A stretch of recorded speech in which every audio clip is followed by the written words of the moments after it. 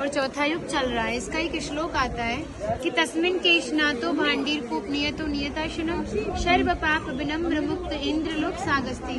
जो भी भक्त इस भांडीर कूप में स्नान करता है, आचमन लेता है, छींटे लगाता है, वो सभी पापों से मुक्त होकर इंद्र लोक को चला जाता है। राधे राधे।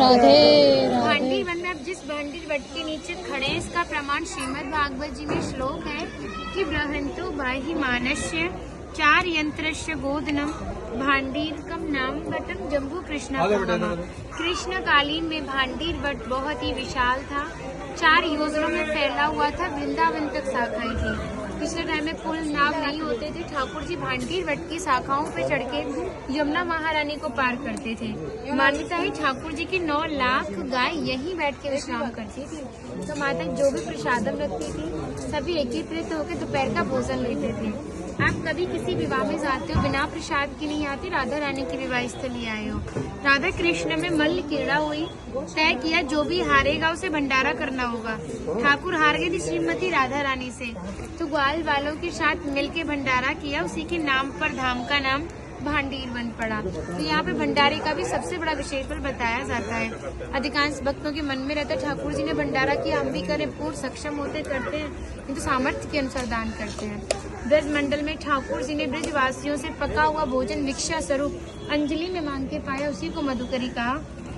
तभी शास्त्रों में बताया कि जब तक ब्रजवासी की कृपा नहीं होगी, ठाकुर जी कृपा बड़ी दूर की बात है।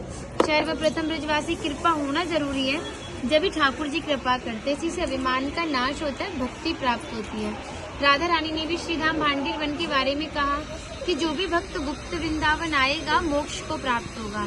कान्हा बोले इतनी बड़ी बात को कह रही हो, लोग पाप करेंगे, सीधे दौड़े भांडीर वन चले जाएंगे, क्योंकि आपने तो मोक्ष धाम ही भांडीर वन को कह दिया।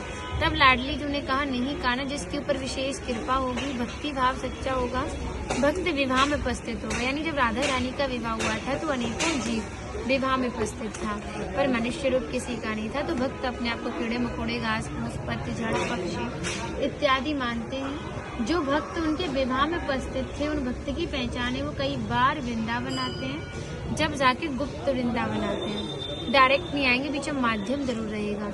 सारा श्रेय उसी माध्यम को जाएगा जो आपको ऐसे दिव्य स्थान पर पहुंचाएगा। जो भी भक्त भांडीर वन में प्रवेश करेगा, यहाँ की प्रसादी पाएगा और एक रात्रि निवास करेगा। वो इस ब्रज गोलोक धाम से ठाकुर जी के गोलोक धाम में जाएगा।